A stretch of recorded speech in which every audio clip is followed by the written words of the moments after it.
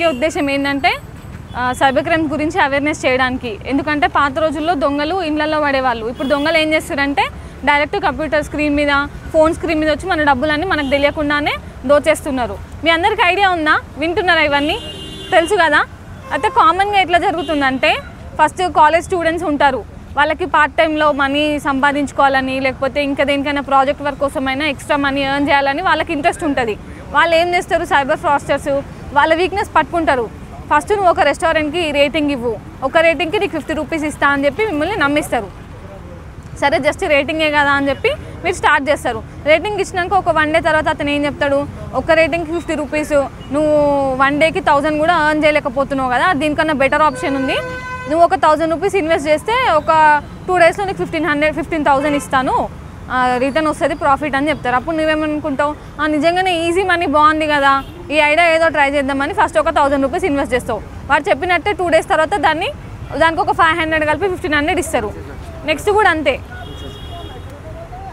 Next ఇంకో 2000 invest చెయ్యి, ఇంకో 3000 ఇస్తా అని చెప్తాడు. ఓకేలా అని ఇన్వెస్ట్ చేస్తావు.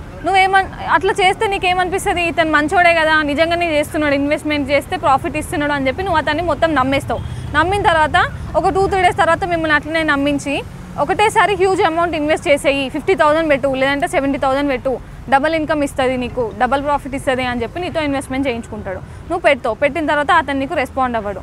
సో అలాంటప్పుడు ఏం చేయాలంటే అలాంటి మెసేజెస్కి రేటింగ్ ఇస్తారు అంటే వాటికి పార్ట్ టైం జాబ్ మనీ ఇస్తామని చెప్తే వాటికి మీరు ఎప్పుడు ఆశ పడకూడదు. జాబ్ ఎప్పుడైనా కరెక్ట్ ప్రాసెస్లోనే తెచ్చుకోవాలి. మనం హార్డ్ వర్క్ చేస్తేనే కదా మనకు మనీ వస్తుంది.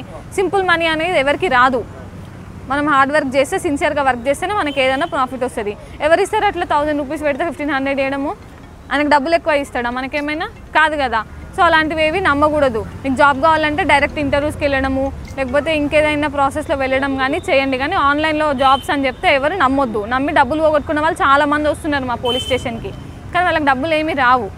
సో ఆన్లైన్లో బిజినెస్ అయినా, ట్రేడింగ్ అయినా, జాబ్ అయినా అలాంటివి చాలా వరకు మోసపోతున్నారు కాబట్టి అలాంటివి నమ్మకూడదు.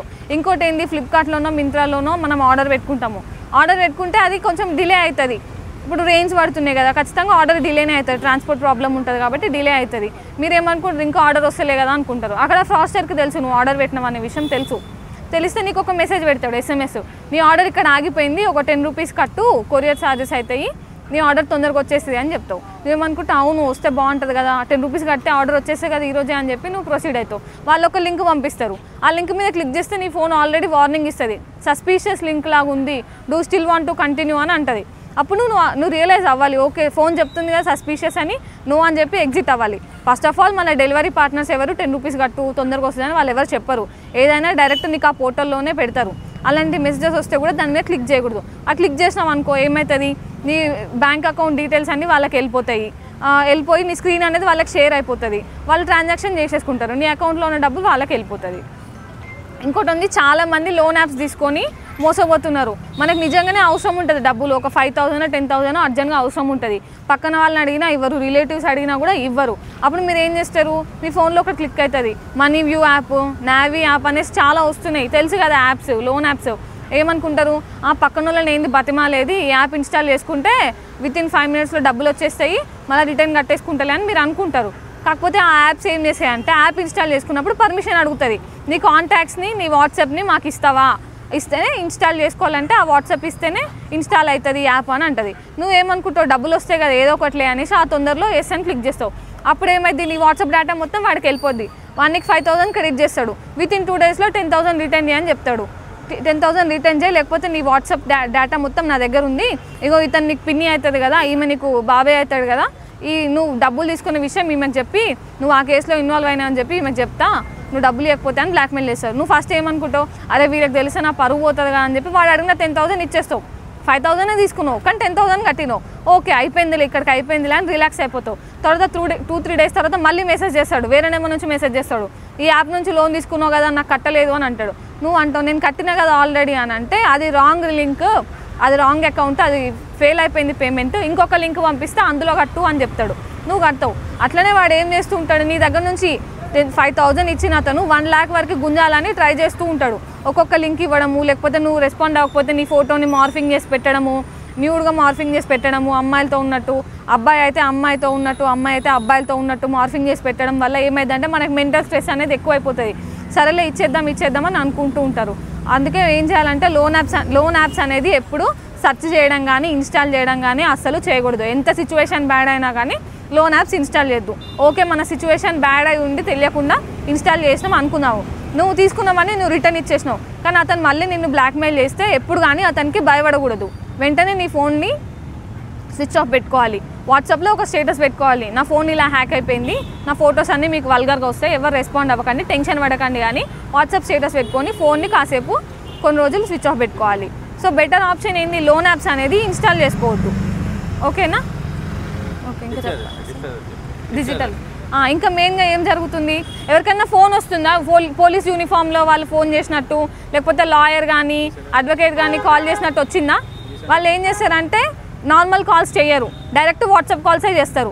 వాట్సాప్ కాల్ చేసి వాళ్ళ ప్రొఫైల్ ఫోటో కూడా లాయర్ ఫోటోనో, పోలీస్ ఆఫీసర్ ఫోటోనో, మిలిటరీ అతని ఫోటోనో పెడతాడు ప్రొఫైల్ ఫోటో. నువ్వేమనుకుంటావు, ఇతను పోలీస్ వెళ్ళే అనుకుంటావు. వీడియో కాల్ చేస్తాడు, డైరెక్ట్ వీడియో కాల్ చేసి నేను పలానా ఢిల్లీ పోలీస్ స్టేషన్ నుంచి కాల్ చేస్తున్నా, నువ్వు సో అండ్ సో వ్యక్తివి కదా అంటే, అవును నా పేరు అదే అని అంటావు. నువ్వు నీ పేరు వాళ్ళకి ఆటోమేటిక్గా తెలుస్తుంది, ఎందుకంటే మన డేటా అనేది ఆల్మోస్ట్ లీక్ అయిపోతుంది.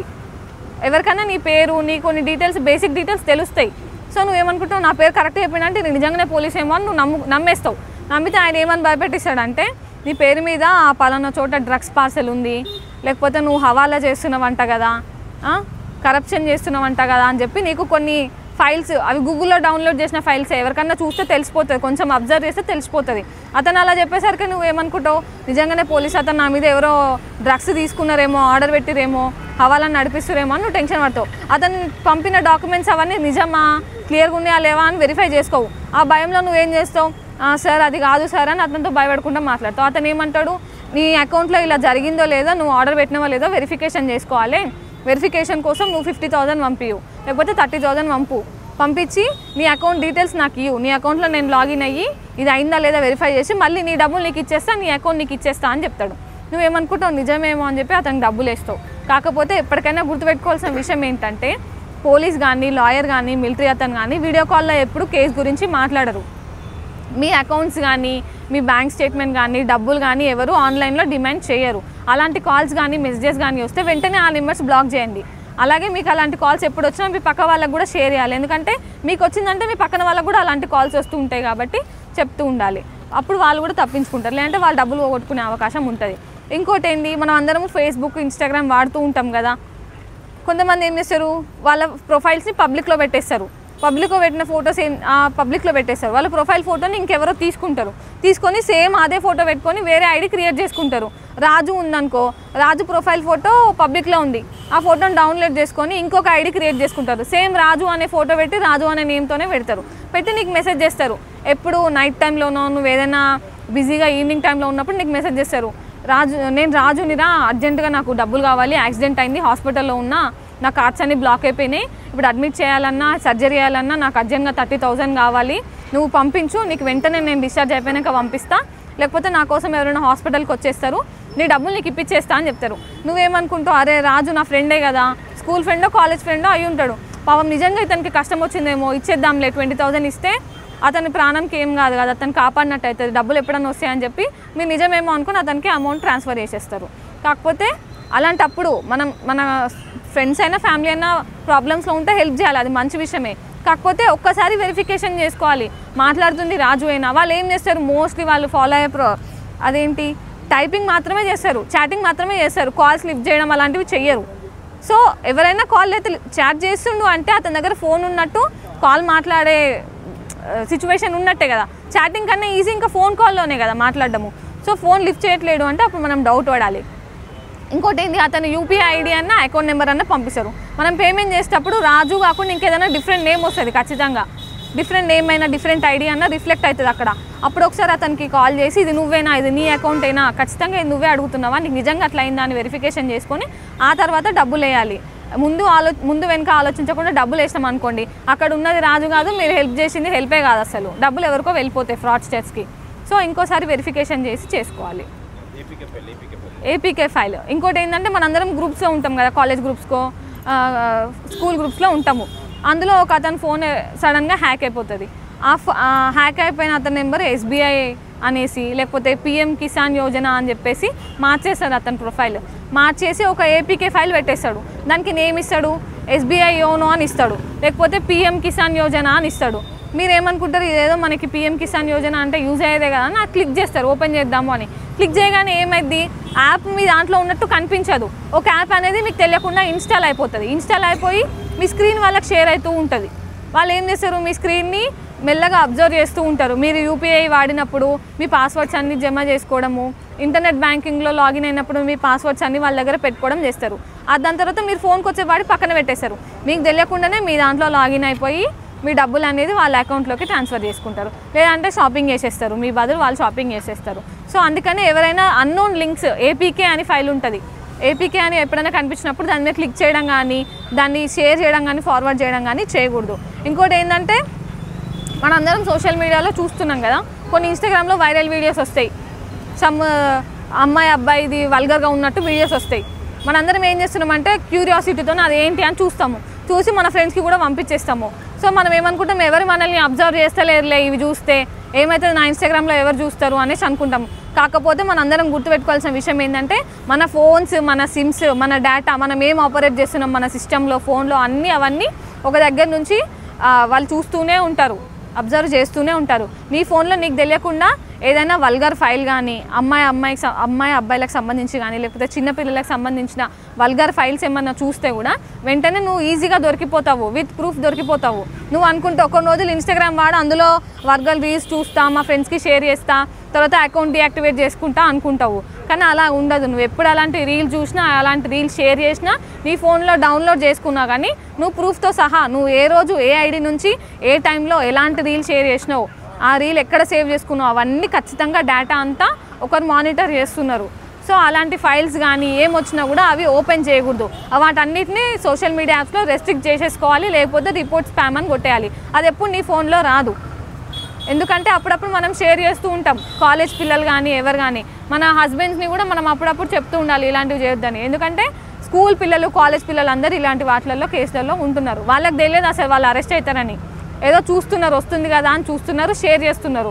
వాళ్ళకి తెలియకుండా ఎప్పుడో వాళ్ళే అరెస్ట్ అయిపోతున్నారు. ఇలాంటి దాంట్లో నుంచి బయటపడడం అనేది చాలా కష్టం ఇలాంటి కేసెస్లలో. అందుకే మనం సోషల్ మీడియాలో ఏం చూస్తున్నాము, ఏం షేర్ చేస్తున్నాము, ఎలాంటి డౌన్లోడ్ చేసుకుంటాం అనేది కూడా చాలా ఇంపార్టెంట్. ఓకేనా? ఓకే. ఇంతసేపు సైబర్ క్రైమ్ అయితే ఇట్లాంటి నేరాలు జరిగినప్పుడు మనం ఏం చేయాలి, ఎవరికి కాల్ చేయాలి? 100 కాదు, 1930 కాల్ చేయాలి. సైబర్ క్రైమ్ జరిగినప్పుడు 1930 కాల్ చేస్తే మనకు గోల్డెన్ అవర్ అని ఉంటుంది. అఫెన్స్ జరిగినటువంటి ఒక గంట లోపల కనుక మనము 1930 కాల్ చేస్తే మన అమౌంట్ ఎక్కడికైతే పోతుందో, ఫ్రాడ్స్టర్ నుంచి బ్యాంక్స్, డిఫరెంట్ బ్యాంక్స్, అవన్నీ కూడా బ్యాంక్ వాళ్ళు సీజ్ చేసి మనకు పోలీస్ కంప్లైంట్ ఇచ్చినప్పుడు కోర్టు ద్వారా డబ్బులు వస్తాయి అన్నమాట. ఎప్పుడైనా గోల్డెన్ అవర్ అంటే 1930కి అఫెన్స్ జరిగినటువంటి 1 అవర్ లోపల ఇస్తే మన డబ్బు మనకు వస్తుంది. ఓకేనా? సైబర్ క్రైమ్ జరిగినప్పుడు 1930 కాల్ చేయాలి. జనరల్గా పోలీస్ అయితే 100కి కాల్ చేయాలి. ఓకేనా?